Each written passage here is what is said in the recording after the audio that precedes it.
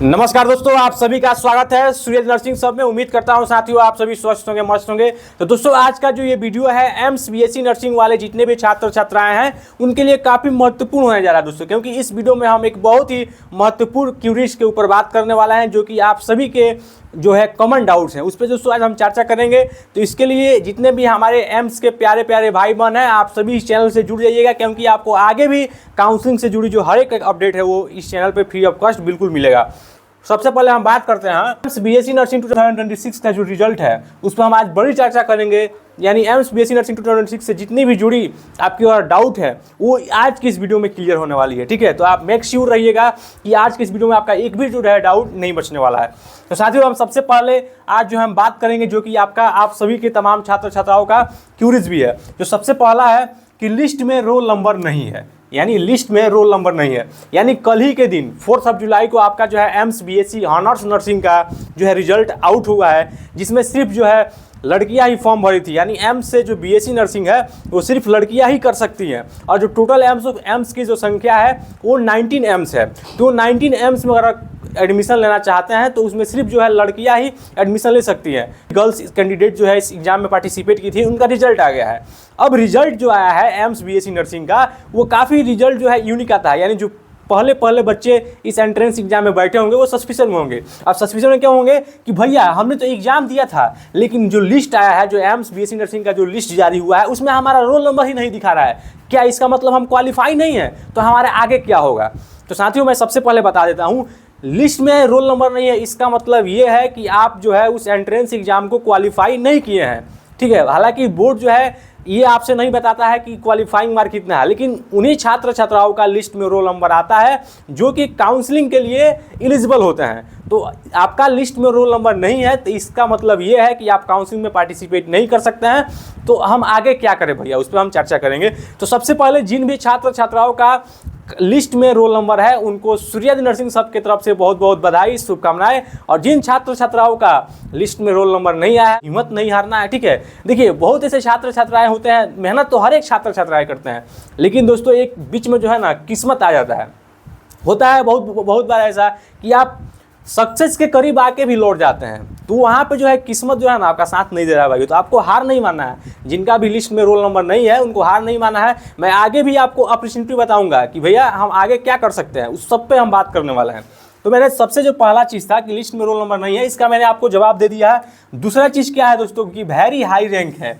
What next? यानी list में हमारा रोल नंबर आया है लेकिन रैंक जो है बहुत ज़्यादा है। अब मान लीजिए किसी बच्चे का जिनका लिस्ट में रोल नंबर भी है उनका 20-20 हज़ार तक यूआर रैंक है, तो उनको कैसे संभव है दोस्तों कॉलेज मिलना?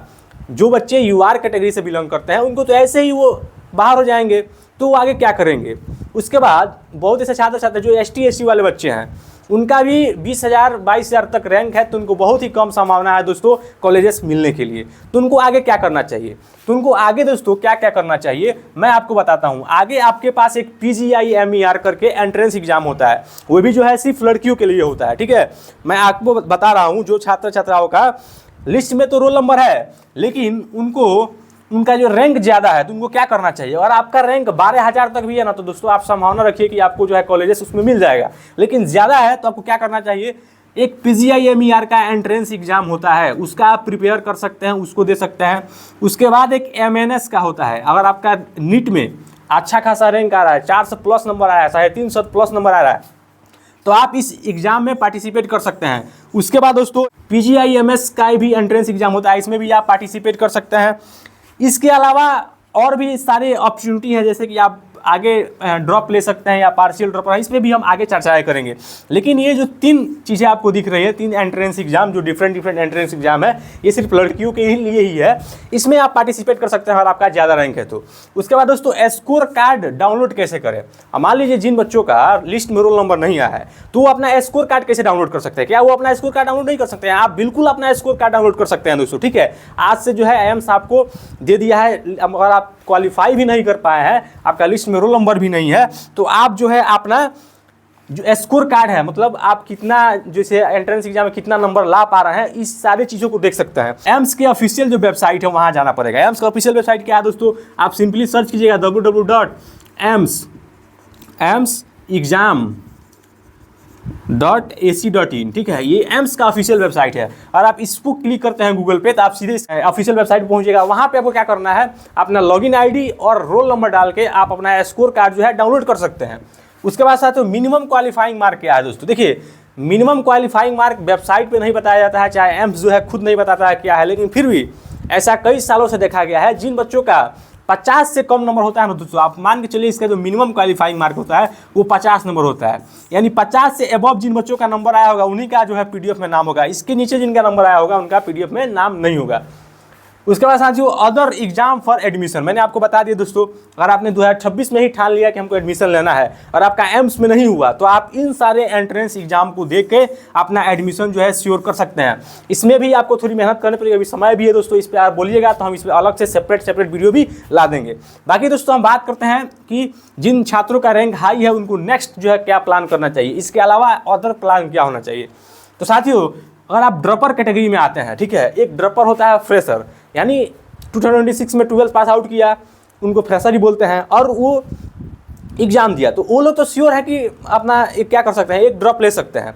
उनका जो श्योर है कि एक ड्रॉप लेके फिर से तैयारी कर सकते हैं, ठीक है, एक ड्रॉप लेके फिर से तैयारी जो है प्रिपरेशन कर सकते हैं। लेकिन जिनका पार्शियल ड्रॉपर है, यानी 2026 में भी उनका ड्रॉप था, 2027 में भी ड्रॉप लेने वाला है, तो उनको क्या करना चाहिए, उनको आगे क्या करना चाहिए। देखिए दोस्तों, और आप पार्शियल ड्रॉपर हैं तो आपके लिए दो ही अपॉर्चुनिटी है।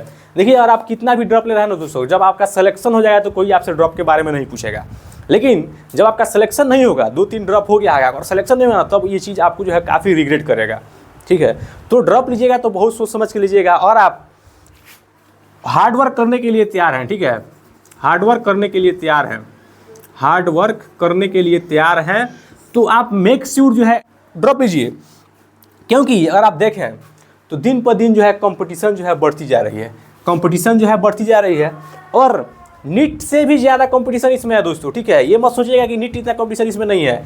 आप किसी भी एंट्रेंस एग्जाम का एक गोल लेकर चलेगा ना तभी आपसे लिख लेगा। आप सोच रहे होंगे कि हम नीट का तैयारी कर रहे हैं तो एम्स बीएससी नर्सिंग हमारे कुछ भी नहीं, हम इसको ऐसे ही निकाल देंगे, तो ऐसा बिल्कुल भी नहीं है दोस्तों। इसके लिए भी आपको उतना ही हार्डवर्क करना पड़ेगा जितना आप नीट के लिए कर रहे हैं, ठीक है। तो अगर आप ड्रॉप ले रहे हैं तो काफ़ी सोच समझ के लीजिएगा साथियों, ठीक है।